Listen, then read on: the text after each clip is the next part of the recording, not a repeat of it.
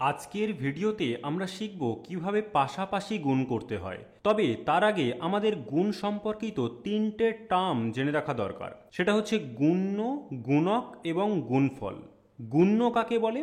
যে সংখ্যাটাকে আমরা গুণ করি সেই সংখ্যাটাকে গুণ্য বলে, আর যে সংখ্যাটা দিয়ে গুণ করা হয় তাকে গুণক বলে।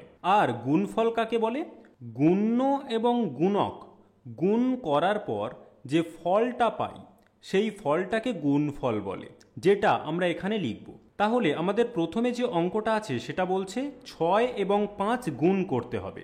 এই পাশাপাশি গুণ করার জন্য আপনার কেবলমাত্র নামতা জানতে হবে। আপনি যদি নামতা ভালোভাবে জানেন তাহলে আপনি পাশাপাশি গুণ খুব সহজে করতে পারবেন। তাহলে আমি যদি এই গুণটা করি তাহলে কি হবে? 5 6 30। তাহলে আমরা গুণফল কত পেলাম? 30। এখন আমরা পরের অঙ্কটা দেখি। এটা কি বলছে? 23 গুণ 6। এই গুণটা আমরা কিভাবে করব? আমরা প্রথমে 6-এর সঙ্গে 3 গুণ করব, তারপরে 6-এর সঙ্গে 2 গুণ করব। তাহলে 6-এর সঙ্গে 3 গুণ করলে কত হবে? 3 6 18-র 8। সেটা আমরা ডান দিক থেকে বসিয়ে আসব। তাহলে 3 6 18-র 8 বসালাম। হাতে কত আছে? হাতে 1 আছে, এটা মনে রাখতে হবে। তারপরে কি করব? এই 6-এর সঙ্গে 2 গুণ করব। 6-এর সঙ্গে 2 গুণ করলে কত হবে? 6 দুগুণে 12, আর হাতে যে 1 ছিল সেটা যোগ করে দিতে হবে। তাহলে 12 আর 1 কত? 13। তাহলে আমরা এখানে 13 বসিয়ে দেব। অর্থাৎ 23-এর সঙ্গে 6 গুণ করে আমরা কত পেলাম? 138। এখন আমরা পরের অঙ্কটা দেখি। এটাতে কি বলছে? 530 গুণ 6। যখন আমরা এই রকম গুণ করব, অর্থাৎ সংখ্যার শেষে শূন্য আছে, সেই শূন্যগুলোকে আমাদের গুণ করতে হয় না। অর্থাৎ আমরা সবার প্রথমে এই 3-এর সঙ্গে 6 গুণ করব। যেহেতু সংখ্যার শেষে শূন্য আছে সেই জন্য এই শূন্যের সঙ্গে 6 গুণ করব না। তাহলে 3-এর সঙ্গে 6 গুণ করলে কত হয়? 3 6 18। তাহলে 18-র 8টাকে আমরা এই ডান দিকে বসিয়ে দেব। তাহলে হাতে কত আছে? 1 আছে। এখন আমরা এই 5-এর সঙ্গে 6 গুণ করব। তাহলে 5-এর সঙ্গে 6 গুণ করলে কত হবে? 5 6 30, আর হাতে 1 ছিল সেটা যোগ করতে হবে। তাহলে 30 আর 1 31। তাহলে আমরা এখানে 31 বসিয়ে দেব। এখন আমাদের এই সংখ্যার ডান দিকে যে কটা শূন্য ছিল সেই শূন্যটাকে আমাদের এই ডান দিকে বসিয়ে দিতে হবে। তাহলে এখানে যেহেতু একটা শূন্য আছে সেই জন্য সবার শেষে আমরা একটা শূন্য বসিয়ে দিলাম। এইটা যদি বুঝতে অসুবিধা হয় তাহলে পরের অঙ্কটা দেখুন, তাহলে আপনার ক্লিয়ার হয়ে যাবে। এখানে কি বলছে? 340 গুণ 400। তাহলে আমরা কি জানি? সংখ্যার ডান দিকে শূন্য থাকলে সেইগুলো আমরা ধরবো না, অর্থাৎ সেগুলোকে আমরা গুণ করব না।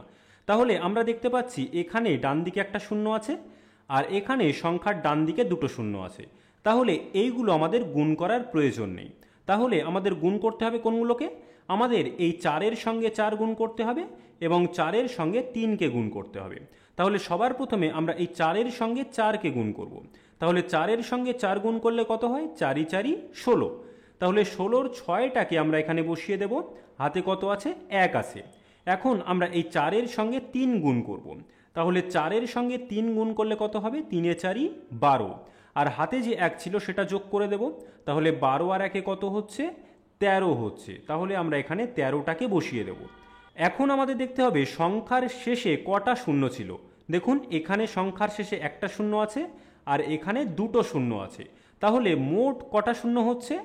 1 2 3টে। এই 3টে শূন্য আমাদের সবার শেষে বসিয়ে দিতে হবে। তাহলেই আমরা আমাদের উত্তরটাকে পেয়ে যাব। অর্থাৎ এটাই হচ্ছে আমাদের উত্তর। আসুন পরের অঙ্কটা দেখা যাক কি বলছে। এই অঙ্কটাতে বলছে 6080-কে 70 দিয়ে গুণ করতে হবে। তো আমাদের সবার প্রথমে দেখতে হবে কি সংখ্যার শেষে শূন্য আছে কিনা। দেখুন এখানে সংখ্যার শেষে শূন্য আছে, এখানেও সংখ্যার শেষে শূন্য আছে। এই শূন্যের গুণগুলো আমরা করব না। তাহলে আমাদের গুণ শুরু করতে হবে কোথা দিয়ে? এই 7-এর সঙ্গে 8 প্রথমে আমাদের গুণ করতে হবে। তারপরে 7-এর সঙ্গে এই শূন্যকে গুণ করতে হবে। এই শূন্যের সঙ্গে কেন গুণ করছি? কারণ এই শূন্যটা মাঝখানে আছে, সেই জন্য আমরা এই শূন্যের সঙ্গেও গুণ করব। তারপরে 7-এর সঙ্গে আমরা 6কে গুণ করব। তাহলে 7-এর সঙ্গে 8 গুণ করলে কত হবে? 7 8 56-র 6, সেটা আমরা বসিয়ে দেব। হাতে কত আছে? 5। এখন আমরা কি করব? এই 7-এর সঙ্গে 0 গুণ করব। 7-এর সঙ্গে 0 গুণ করলে কত হবে? 7 0 0, কারণ আমরা কি জানি? কোনো সংখ্যার সঙ্গে 0 গুণ করলে 0 হয়। তাহলে 0 পাচ্ছি। তাহলে শূন্যের সঙ্গে আমরা 5 যোগ করব, শূন্যের সঙ্গে 5 যোগ করলে কত হয়? 5 হয়।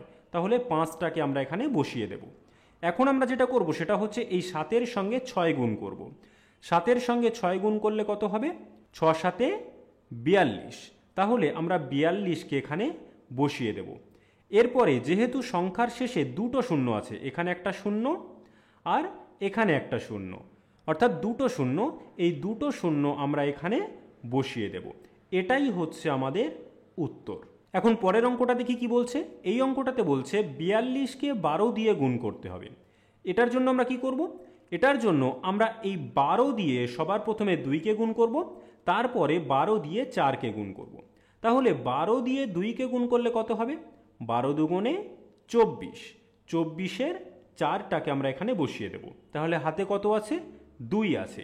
এখন আমরা এই 12 দিয়ে 4কে গুণ করব। 12 দিয়ে 4কে গুণ করলে কত হবে? 4 12 48। আর হাতে কত ছিল? হাতে 2 ছিল। তাহলে 48 আর 2 কত? 50। তাহলে আমরা এখানে 50 লিখে দেব। এটাই হচ্ছে আমাদের উত্তর। আচ্ছা, এখানে একটা জিনিস কিন্তু আমাদের জানা দরকার, সেটা হচ্ছে গুণ্য এবং গুণক যদি স্থান পরিবর্তন করে তাহলেও আমাদের গুণফল একই থাকে। অর্থাৎ 6 গুণ 5 যা 5 গুণ 6 এটাও একই, অর্থাৎ 5 গুণ 6 করলেও 30 হবে। এই ভিডিওটি জিরো টু হিরো প্লেলিস্টের একটি অংশ, যেখানে আমরা অঙ্ক একেবারে শুরু থেকে অ্যাডভান্স লেভেল পর্যন্ত শিখছি।